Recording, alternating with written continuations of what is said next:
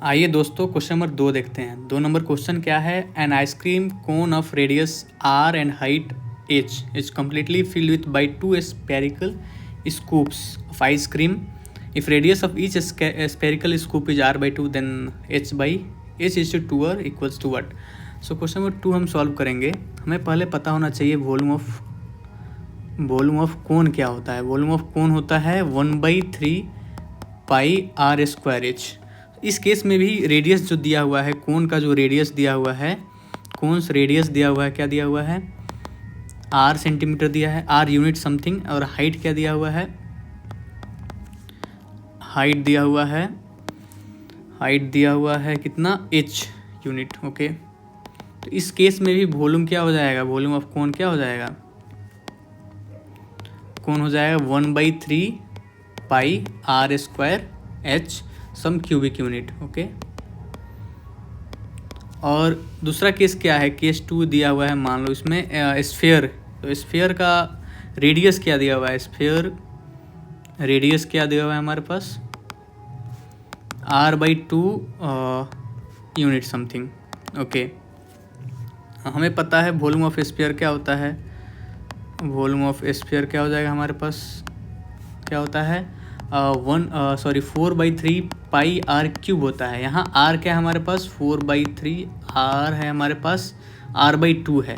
सो हम r/2 रख देंगे, r/2 रख देंगे, ठीक है, r/2 3 बार क्यूब है तो।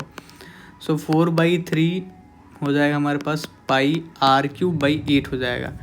हमें पता है ये जो वॉल्यूम ऑफ जो क्या है हमारे पास, वॉल्यूम ऑफ कोन जो है वो बराबर है किसके? Volume twice the volume of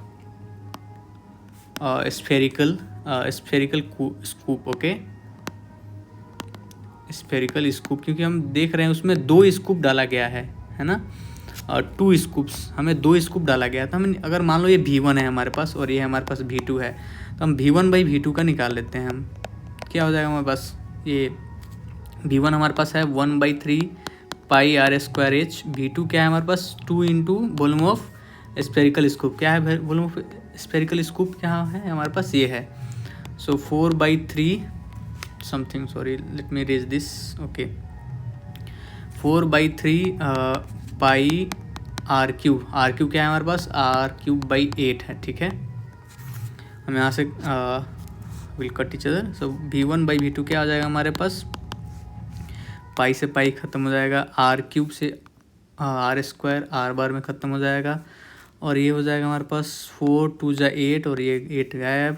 तो हमारे पास क्या बच जाएगा? V1/V2 1/3 h, और क्या बच जाएगा हमारे पास? 1/3 h, और नीचे बच जाएगा हमारे पास 1/3 r बच जाएगा। तो क्या हो जाएगा हमारे पास? ये 1/3 भी कट जाएगा, तो हमारे पास हो जाएगा h बाई r हो जाएगा। तो हमारे पास क्या आ जाएगा? हमारे पास r/V1 is equal to h/V2।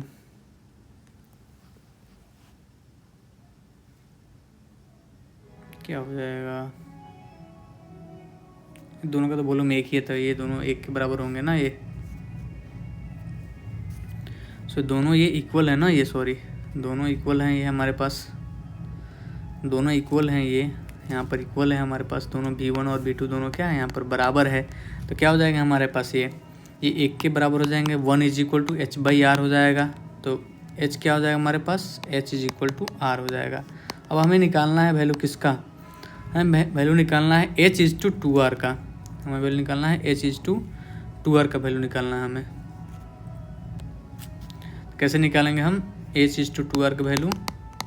So h की जगह हम r रख सकते हैं, तो r इज टू 2r हो जाएगा। तो r हमारा कट जाएगा, तो क्या हो जाएगा? 1 इज टू 2। सो हमारा आंसर हो जाएगा 1 is to 2, B option. Thank you.